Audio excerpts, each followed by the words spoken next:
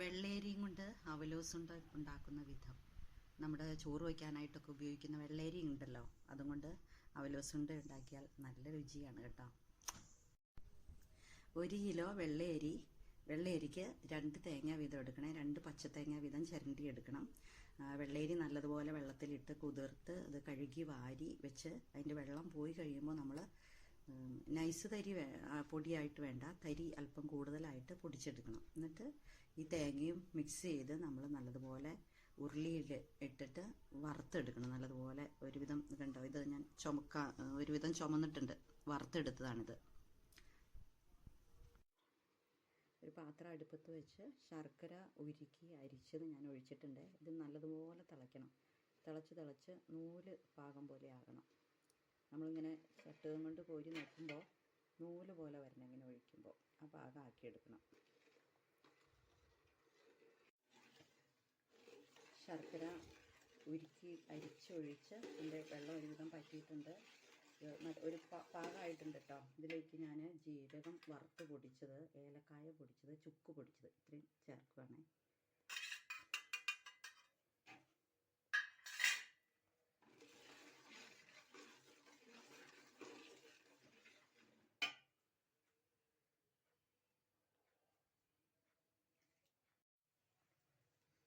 ഇതിലേക്ക് ഒരു 2 തുള്ളി വാനില എസൻസും ഒരു 2-3 തുള്ളി ചെറുനാരങ്ങ പിഴിഞ്ഞ് അരിച്ചെടുത്തതും കൂടെ ഒഴിക്കുകയാണ്. ചെറുനാരങ്ങ ഇല്ലെങ്കിലും കുഴപ്പമില്ല, ഒത്തിരി കട്ടിയാവാതിരിക്കാൻ വേണ്ടിയിട്ടാണ് ചെറുനാരങ്ങ. ഇനി ഇതിലേക്ക് നമ്മുടെ അവലോസുപൊടി വറുത്ത് വെച്ചത് ഇടുവാണേ. കുറേശ്ശെ ഇട്ടിട്ട് ഇളക്കി കൊടുക്കണം.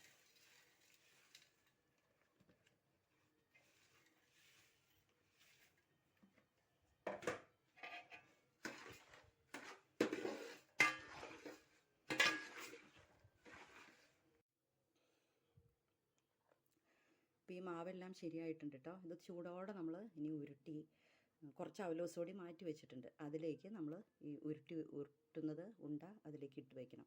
കയ്യിൽ ഒട്ടിപ്പിടിക്കുകയോ അല്ലെങ്കിൽ നമുക്ക് കൈക്ക് ചൂട് അധികമോ തോന്നുകയാണെങ്കിൽ ആ അവലോസുപൊടിയിൽ നമ്മളൊന്ന് കൈ മുക്കിയാൽ മതി. ഇങ്ങനെ എടുത്ത് ഉരുട്ടിയിട്ട് നമ്മൾ ഈ അവലോസുപൊടിക്ക് അതിട്ട് ഒന്ന് ഉരുട്ടി വെക്കണേ.